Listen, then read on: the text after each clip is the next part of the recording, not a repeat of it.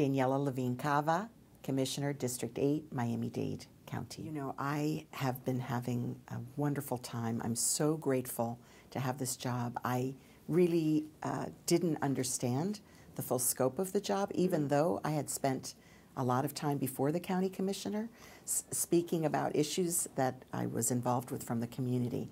I didn't understand the scope of what the county commission was handling, and that it would be such an opportunity to get involved in some of the same issues and concerns that I had from my community work. So we've been able to touch on a lot of things that have to do with economic opportunity, bringing a fair share of resources to South Dade, government accountability, which was the main reason that I ran, to restore trust in government, because people are not feeling really good about government at any level, and that is the framework for our democracy. So it's really critical that our government inspire confidence and trust.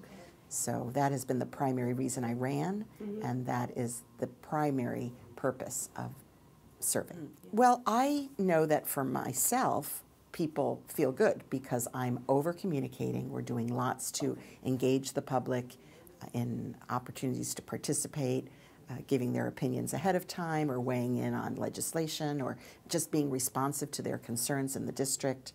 And I think, you know, the way it is, most people like their elected but don't like the body.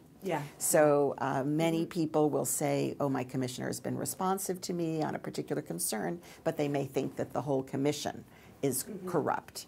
And corruption is something that spans everything from not really understanding how decisions are made to the obvious illegal activities which are not happening that I can see. So it's really important that we communicate with the public about what they're getting for their investment through their taxpayer dollars, and we need to be good stewards of their money. I'd spent my career learning about collaboration. And so it is an unnatural act among consenting adults.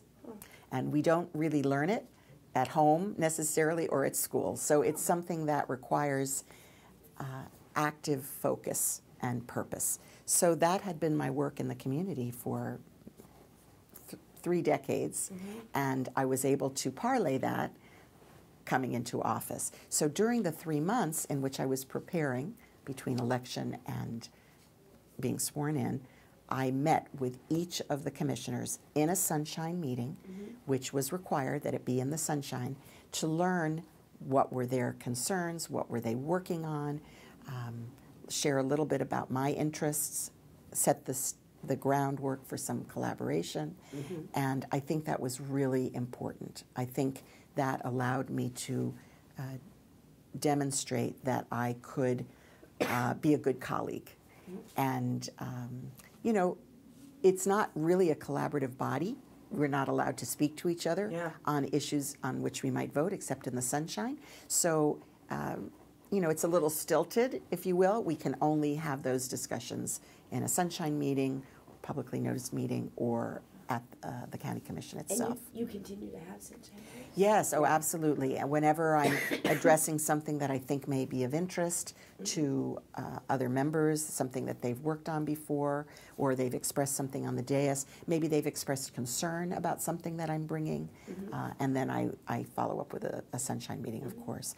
And then some of my legislation has taken a long time to go through because I'm persistent and adaptable. So it's really important to me that I find out what are the concerns, both from the community and from my colleagues, and then I make adjustments in the legislation so that I can get to number 7, which is 7 votes and passage of the legislation. We have to be able to count to 7 to get anything accomplished. So in one case, I worked on the Community Redevelopment Agency legislation, CRA legislation, and that took over a year. So I started by meeting with CRA representatives and advocates in the community who were concerned. Was the CRA legislation fair? Was it really benefiting the communities, or was it skewed too much on the side of developers and not really benefiting the people who lived in a district. So it took a long time to get a lot of input. And then the grand jury report came out. And that was a great boon because it documented a number of the problems. And my colleagues expressed concern. So now I knew who was interested in following through on some legislation. So that made it possible for that legislation. I made a lot of changes based on the concerns of the existing CRAs. And I think it's a great piece of legislation now. Many of the CRAs that are not obligated to follow it because it's only for future CRAs or extensions are voluntarily following what is in the legislation. Well, as I mentioned, I have a background in law and social work. It was my plan always to work in the area of family and children's services. I'm a real child advocate. That was my work originally. And so my first work out of graduate school was at Legal Services of Greater Miami.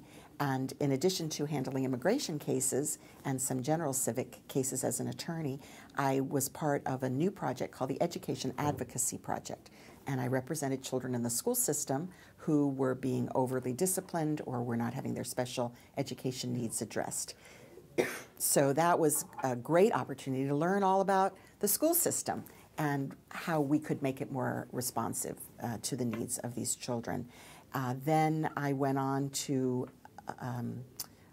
the Guardian Ad Litem program, where I eventually became the director, and I also founded Voices for Children, the fundraising arm for Guardian Ad Litem. And then I became very involved in the needs of children who were in families that were abusing or neglecting them, or there were charges. And so it was a wonderful opportunity to do reform in the system to try to strengthen the services for families so children could stay in their homes wherever possible. Then Hurricane Andrew happened.